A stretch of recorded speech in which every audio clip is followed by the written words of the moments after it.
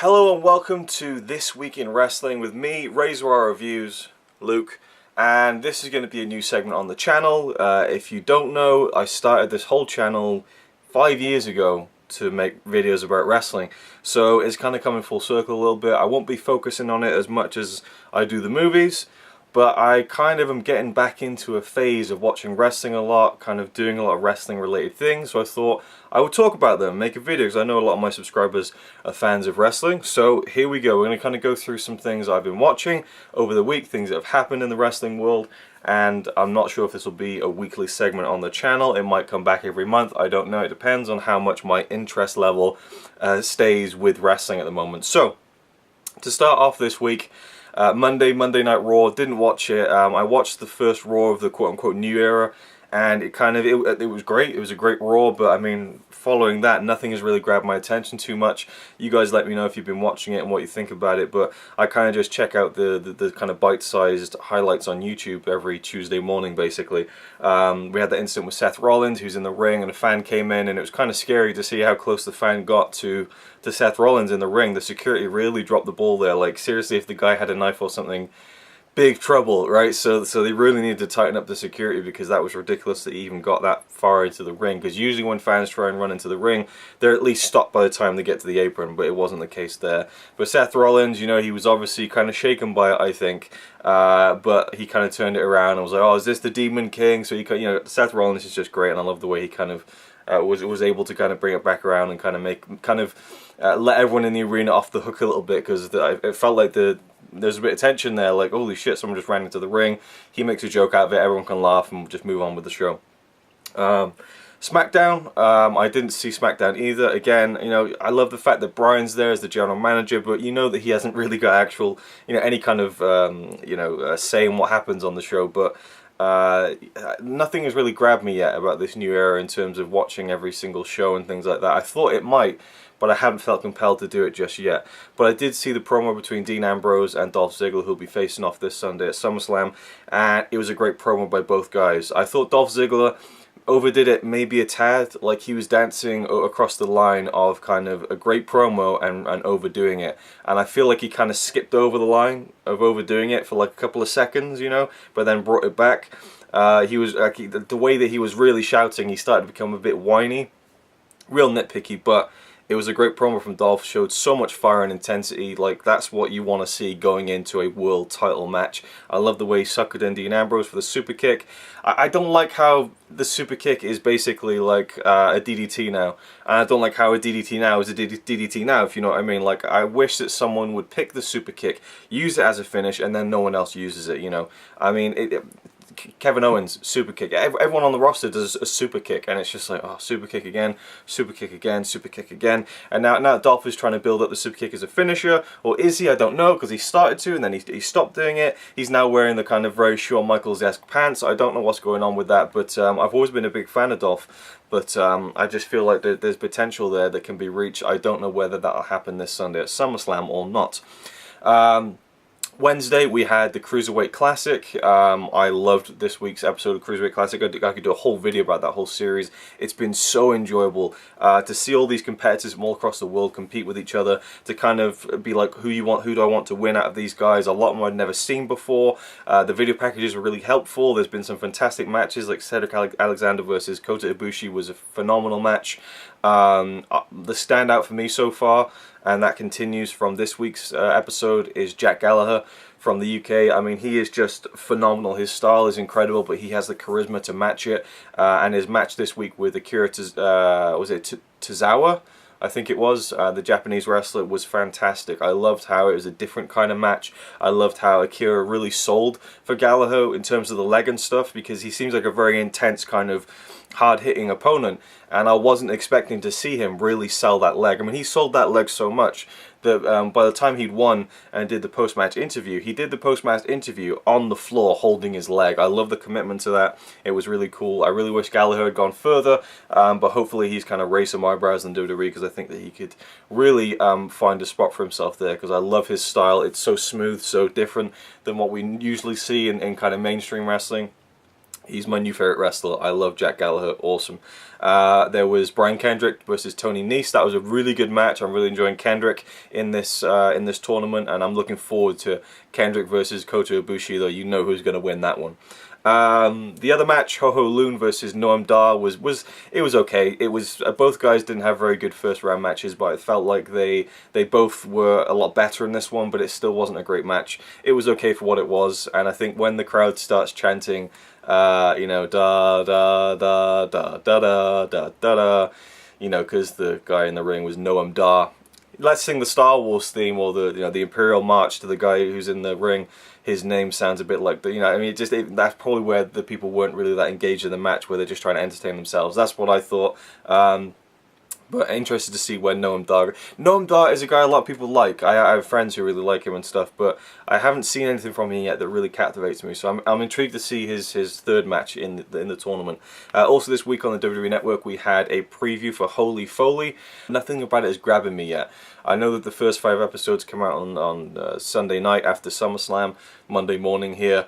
So I might give a couple of episodes a watch, but I don't know. I'm not sure on that one. The jury's out on that one. I'm not sure yet. You know, not sure. And I thought it'd be more like, oh, this is great. But the preview, you know, no, the tone of it was a bit fabricated. I felt. I don't know. Anyway, then we have the Women's Evolution 24 documentary that came out on the network this week as well. That one was brilliant, a great look at the kind of women's evolution or revolution, however you want to call it, in WWE at least, where, you know, these women have really carved out a new era for themselves. And I loved how they looked at the history of women's wrestling in the WWE, how they talked about how it was all like cat fights and pillow fights and mud baths and stuff, and how Trish and Lita were trying to break out of that, and then, you know, it kind of fell back down again, and how people like Paige and Charlotte and, you know, Becky Lynch, Sasha Banks, Bayley have really kind of raised the bar and have changed the perception to where now it's now women's wrestling, and they're no longer divas, they're superstars, which is awesome. I do feel like they were laying it on a bit thick with the documentary. The opening, you know, it had like, oh, you know, Ellen DeGeneres and, you know, Beyonce and Taylor Swift are like, you know, topping the charts. It's a new evolution. It's like, guys, Madonna, you know, women being, you know, these powerful figures is not something that has only just happened in the past few years. You know, I understand the Ronda Rousey thing, that's huge, but they seem to be laying it a bit too thick with the women thing, which is not a sexist comment, you know, before people start jumping on me. I just, I feel like with WWE, they should have just focused on the women's wrestling and what it meant to the WWE universe, and not the world as a whole, and try and branch out and say, oh, this is a women's evolution, and you've got people like, you know, Beyonce and so on, and Oprah, and it's like, yeah, Oprah has been around for decades being this huge, powerful figure. So anyway, I get where they were going with it, but a little bit too thick with that kind of thing, and trying to make it an overarching thing where it should have just been more about the women. And we've had a lot of the women recently with, you know, again, with this evolution, with people getting more high-profile matches, which is awesome. And the match I'm probably looking forward to the most this whole weekend, dare I say, is a women's match. So what is that it now? I think for kind of the current stuff that I watched, I guess. Podcasts, I want to talk about podcasts every week if I can, if I still do this show every week. I haven't listened to many wrestling podcasts, and there will be some that I've listened to that are older. Last week I listened to the infamous CM Punk podcast again, because they're so entertaining in quite a gripping and interesting different way. I also listened to the recent Steve Austin podcast with X-Pac, which was shocking stuff. Like, he really goes into detail about a lot of things. He even says to Stone Cold at one point, hey man, you asked, you know, like some really, really gnarly stuff. But I mean, I really respect X-Pac for really just owning up to everything that he has done, all the mistakes that he has made. He really owns his past, and I really respect him for that, no matter what he has done in the past. And it was a really interesting and eye-opening listen. Another podcast I listened to this week was Flash Morgan Webster's Wrestling Friends. He's a good friend of mine, and so to hear him do a podcast, he's out injured at the moment, British indie wrestler.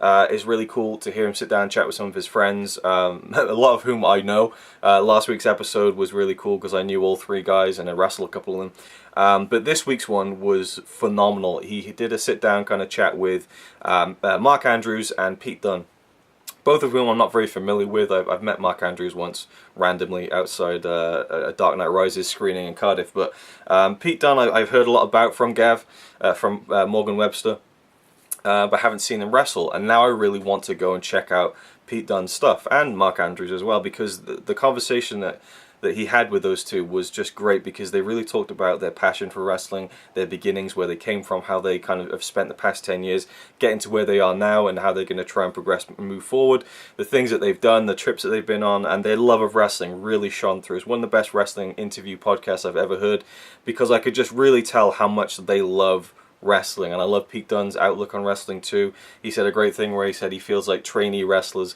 probably shouldn't have a Twitter account for like 2-3 years, and I'm just like, yes, I really agree with that line of thinking. And so it was really interesting to hear those two guys. Definitely check it out. I think it's called Morgan Webster's Wrestling Friends. I'll try and leave a link to it down below. You can get it on all the podcast outlets. Really good podcast. Highly recommend you check it out. So moving into this weekend, it's a stacked one. Tomorrow we have NXT TakeOver 2 Brooklyn, the second Brooklyn NXT TakeOver special. And if you want to hear me talk more about that and SummerSlam, I'm going to be doing a live stream on my gaming channel, RazorwireReviews Plays, the link of which is in the description of every video. If you go and click on that, subscribe to it, at some point today, this evening on Friday, I will be doing a gaming stream of WWE 2K16, but I'll be just talking about my predictions and my thoughts for TakeOver Brooklyn and SummerSlam in more detail, in more depth. If you want to hear that and just watch it as a video and just see me play some wrestling while I'm talking about it. But to be brief about it, I'm really excited for TakeOver, particularly the two main events in my eyes, Bayley and Asuka, and Shinsuke Nakamura versus Samoa Joe. Both matches I'm so excited for. I definitely feel like there is a lot of room for me to be disappointed because I'm so hyped up about these matches, but I really cannot wait for the second Bayley-Asuka match. It's going to be awesome, I think, especially from their last match, which was great. And Nakamura versus Samoa Joe, never seen them wrestle, but I mean, if they have chemistry, holy shit, it is going to be a hell of a match. If you want my quick predictions for the big matches, I think Nakamura takes the title. I think Asuka retains the NXT Women's Championship. As for SummerSlam, lots of great matches, lots of potential. I'm looking forward to AJ Styles, John Cena. Randy Orton and Brock Lesnar will be fun to see. It's kind of a match we've never seen before in this era, I guess. I'm not sure if they wrestled back in the day, but you know, Orton and Lesnar are two very different wrestlers right now than they were back when they were both kind of coming up. But that should be an interesting match. Looking forward to it. I think that Lesnar will take that one.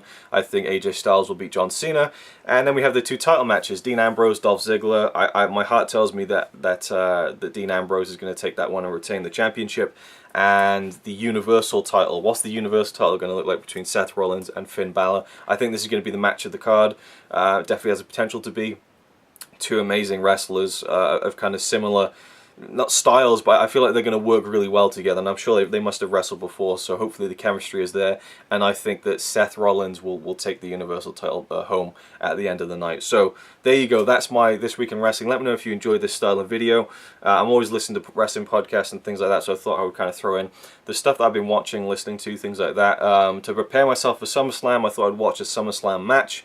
I watched Shawn Michaels Hulk Hogan. Still a hell of an entertaining match, especially knowing the backstory behind it. If you haven't seen it, definitely check it out. It's a lot of fun. Maybe not for the right reasons, but I loved it. And one more SummerSlam match I think I'm going to watch before this Sunday is probably Brett and Owen, the cage match, which for my money is probably one of the greatest cage matches of all time. I love that match. I'll be checking that out. Such is the wonder of the WWE Network. And yeah, let me know what you thought about any of the things I talked about in this video, and I'll see you in the next one. So you might say he's a really nice guy, really, but if fucking don't cut shit with me. He says he's really cool, but I think he's a tool.